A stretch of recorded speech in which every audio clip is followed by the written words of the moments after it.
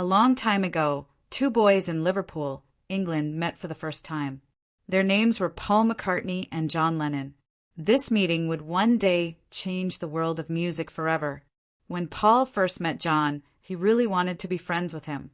But more than that, he wanted to impress him. John was already in a small band, and Paul hoped to join. He wanted to show John that he could play music just as well, maybe even better.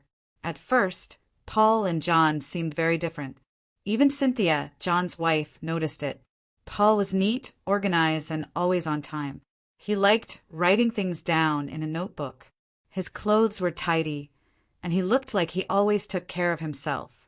John, on the other hand, was relaxed and did not care too much about being perfect. He often showed up late, sometimes looking like he had just woken up. But he was confident and funny. He did not worry about what others thought. People naturally followed him.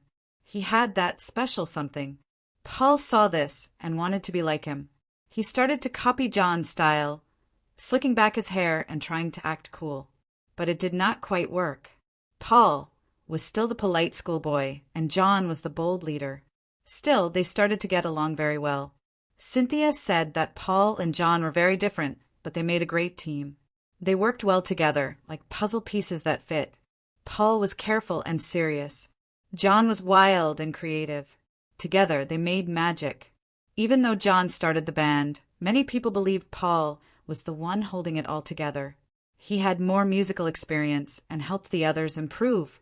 A friend from Liverpool once said that Paul knew more about music than the rest of the group. He taught them how to make their songs better. At first, the band was not very strong. John was not the best singer yet. George Harrison was very shy.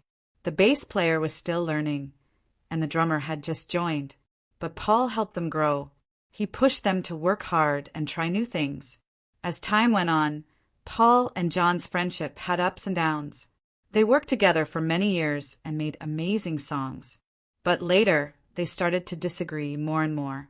After the band broke up, they were not as close as before. Still, Paul was one of the few people that John truly cared about. Cynthia said John did not trust many people, but Paul was different. He was like a brother to him. They first met at a small church event in 1956. Who knew that two boys from Liverpool would one day create some of the most famous music in history? And it all started with one simple meeting and a dream to be part of something great.